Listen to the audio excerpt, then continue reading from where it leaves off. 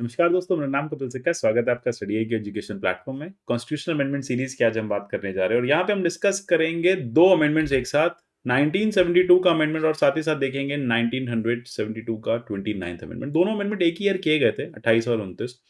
दोनों में कोई भी सिमिलैरिटी नहीं है, दोनों डिफरेंट है, छोटे छोटे अमेंडमेंट्स है, इसलिए डिस्कस करना जरूरी है। अब यहाँ पे 20th अमेंडमेंट में हम देखेंगे ऑल इंडिया सर्विस में कुछ चेंजेस किए गए थे, बहुत ड्रास्टिक चेंजेस नहीं थे, हमारे लिए बहुत इंपॉर्टेंट नहीं है। 29th अमेंडमेंट थोड़ा सा इंपॉर्टेंट है, 9 शेड्यूल की बात करता है। लेकिन 29th अमेंडमेंट से एक चीज और है कि ये बेस बना आने वाले फेमस केशवन भारती केस का, Keshavan Bharati versus state of Kerala 1973 में 29th अमेंडमेंट को ही चैलेंज किया गया था। इसके अलावा कुछ और अमेंडमेंट्स भी पीछे से चैलेंज किए गए थे और यहीं से बेसिक स्ट्रक्चर डॉक्ट्राइन का इमरजेंस हुआ। बेसिक स्ट्रक्चर डॉक्ट्राइन को हम डिटेल में पढ़ चुके हैं, फिर से हम इसको पढ़ेंगे जब हम 42nd अमेंडमेंट को पढ़ेंगे। चलिए शुरू करते हैं। 28th अमेंडमेंट, इससे पहले राजस्थान जुडिशरी की अगर आप प्रिपरेशन कर रहे हैं तो इसके कोर्सेज आप हमारे यहाँ से अवेल कर सकते हैं। इसके अलावा बाकी जुडिशियल एग्जाम के कोर्सेज भी आप हमारे यहाँ से अवेल कर सकते हैं। अब पीडीएफ की हम बात करें तो आप मेरे टेलीग्राम चैनल @कपिल लाइव से डाउनलोड कर सकते हैं। आप मुझे @कपिल सिक्का पे भी फॉलो कर सकते हैं। एक छोटा सा इन्फॉर्मेशन आप लोगों के लिए कि 50% डिस्काउंट अभी चल रहे हैं हमारे कोर्सेज पे। लास्ट डे है आज 30 सितंबर का, जरूर इस डिस्काउंट को अवेल कीजिए और कम प्राइसेस में अच्छे कोर्सेज बाय कीजिए। 28th अमेंडमेंट 1972 बहुत ज्यादा चेंजेस नहीं किए गए। हमने देखा था आर्टिकल 310 ऑनवर्ड्स, 314 तक हम देखते हैं क्या है, ऑल इंडिया सर्विस की बात करता है। इसमें हम आर्टिकल 312 को पहले भी डिस्कस कर चुके हैं कि किस तरह से ऑल इंडिया सर्विस जो है वो राज्यसभा क्रिएट कर सकती है। प्रेसिडेंट के पास पावर्स होती हैं अपॉइंट करने की। आईएएस आईपीएस और फॉरेन सर्विसेज में अगर आप हैं तो आपको डिसमिस करना इतना आसान नहीं होता। आपको एक कॉन्स्टिट्यूशनल प्रोटेक्शन मिलता है आर्टिकल 312 में। उसी चैप्टर का आर्टिकल 314 ये कहता है कि कॉन्स्टिट्यूशन जो है गारंटी करता है किसी भी पर्सन को जिसको अपॉइंट किया था secretary of state, secretary in council ने या क्राउन सर्विसेज में लिया गया था, वो इंडियन सर्विसेज में कंटिन्यू करेगा। ठीक है, ऐसे बहुत सारे थे जो ब्रिटिश के टाइम से सिविल सर्विसेज में थे, उनको कुछ इश्यूज आ रहे थे, उनको जब प्रमोशन किया जा रहा था सिविल सर्विसेज में तो उनके लिए क्राइसिस क्रिएट हो रही थी, तो इसलिए अमेंडमेंट जो है लाना पड़ा। एक कंसेप्ट बनाया गया क्लास ऑफ ऑफिसर्स जिनको कुछ इम्यूटेबल कंडीशंस थी सर्विसेज की, ये थोड़ी सी इनकॉम्पिटेबल थी चेंज सोशल ऑर्डर के साथ।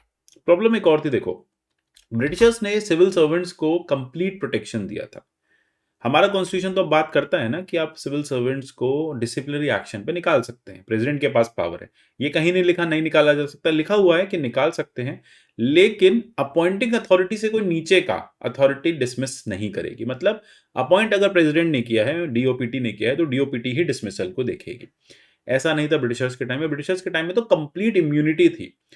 अब बहुत सारे ऐसे ऑफिसर्स थे जिनका प्रमोशन होना था, बहुत सारे ऐसे ऑफिसर्स थे जिनकी सर्विसेज को लेके इश्यूज क्रिएट हो रहे थे। अब चेंजिंग सोशल ऑर्डर था, माई बाप कल्चर बनता जा रहा था। ब्रिटिश अब सिविल सर्विसेज को लगता था कि नहीं हम ही सब कुछ हैं, लेकिन सोशल ऑर्डर ये कहता था कि नहीं आप सिविल सर्वेंट हो, ठीक है, आप देश के लिए सर्विस दे रहे हो, लोगों की भलाई का काम कर रहे हो, आप यहाँ पे कंप्लीट इम्यूनिटी नहीं ले सकते।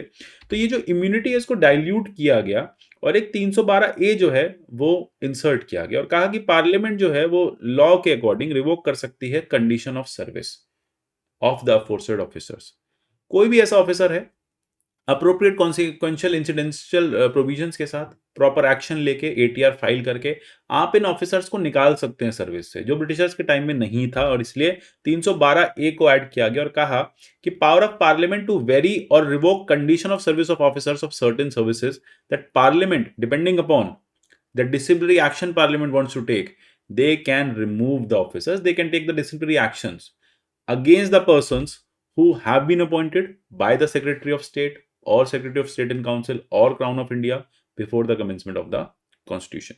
तो सिंपल सी बात है कि हाँ ये जो सिविल सर्विसेज है नो डाउट प्रोटेक्शन है, कॉन्स्टिट्यूशनल प्रोटेक्शन है, लेकिन एब्सोल्यूट प्रोटेक्शन नहीं है। वो ब्रिटिशर्स के टाइम का जो एब्सोल्यूट प्रोटेक्शन था उसे 314 से डाइल्यूट किया गया और 312 ए में पार्लियामेंट ने अपने पास ये पावर रख ली कि हमें लगता है कि डिसिप्लिनरी एक्शन किसी सिविल सर्वेंट के अगेंस्ट लेना है और वो क्वीन के टाइम से, क्राउन के टाइम से सर्विस करता आ रहा है, कॉन्स्टिट्यूशन के आने से पहले से सर्विस करता आ रहा है, उस पर भी वही रूल और रेगुलेशंस लागू होंगे जो आज के आईएएस आईपीएस पे लागू होते हैं। अब एग्जैक्टली यही है 312 ए। चलते हैं 29 अमेंडमेंट। इसमें भी बहुत खास कुछ नहीं है पढ़ने के लिए, समझ लेते हैं, बात करते आ रहे हैं सारे अमेंडमेंट्स की तो इसकी भी कर लेते हैं। केरला का लैंड रिफॉर्म एक्ट 1963 यही था, एक ऐसा लैंड रिफॉर्म एक्ट जिसने देश में बेसिक स्ट्रक्चर डॉक्ट्राइन को इंट्रोड्यूस करा दिया। इसी को केशवन भारती जी ने चैलेंज किया था आप देखेंगे कासरगोड में मठ की ज़मीन थी, उस मठ की ज़मीन को एक्वायर कर लिया गया था और उस एक्विजिशन को इसी केरला लैंड रिफॉर्म एक्ट के चलते किया गया था। जब इसे चैलेंज किया गया तो इसे 9 शेड्यूल में डाल दिया गया और जैसा कि हमने देखा फर्स्ट अमेंडमेंट एक्ट 1951 में क्या लिखा था, 9 शेड्यूल को कोई भी जुडिशियल रिव्यू या किसी भी जुडिशियल रिव्यू के थ्रू चेक नहीं किया जा सकता। और अल्टीमेटली जब इसी को चैलेंज करने कोर्ट गए तो वहीं पे केशव भारती जजमेंट जो है बनी। तो ये अमेंडमेंट जो किया गया था ये केरला लैंड एक्विजिशन एक्ट को 9 शेड्यूल में डालने के लिए किया गया था, क्योंकि जब 1963, 68, 69 में बार बार अमेंडमेंट्स आए, 71 में भी अमेंडमेंट आया, तो रिफॉर्म्स एक्ट जो लाए गए थे अब उसको बार बार चैलेंज किया जा रहा था केरला हाई कोर्ट में, और केरला गवर्नमेंट काफी परेशान हो गई थी लैंड रिफॉर्म्स पॉलिसी को लेके। लैंड रिफॉर्म जो है केरला गवर्नमेंट करना चाहती थी, उसमें जितनी भी एक्स्ट्रा लैंड थी लोगों से वो लेके लैंड पूलिंग कर रही थी, उसको बार बार चैलेंज किया जा रहा था, इस एक्ट को बार बार चैलेंज किया जा रहा था लैंड रिफॉर्म्स एक्ट को। इसलिए पार्लियामेंट ने 29th अमेंडमेंट के थ्रू ये डिसाइड किया कि हम इसको 9 शेड्यूल में इंसर्ट कर देते हैं, और जब हम 9 शेड्यूल में इंसर्ट कर देंगे तो इसका जुडिशियल रिव्यू नहीं हो पाएगा, और इसी 9 शेड्यूल के इंसर्शन को चैलेंज करने लोग चले गए कोर्ट में। वहां पे एक पिटीशन फाइल की गई, उस पिटीशन में बहुत सारे पिटीशनर्स को क्लब किया गया, Keshav Bharati versus union of India and others versus union of India. ठीक है, तो फाइनली जब ये केस सुप्रीम कोर्ट पहुंचा ये साइटेशन बनी, और इस साइटेशन के थ्रू 1973 में हमने देखा एक बेसिक स्ट्रक्चर डॉक्ट्राइन आया। तो इतना ही था इस 29th अमेंडमेंट में, सिर्फ इसको 9 शेड्यूल में ऐड करने के लिए लाया गया था। आशा करता हूँ क्लियर हो गया होगा टॉपिक।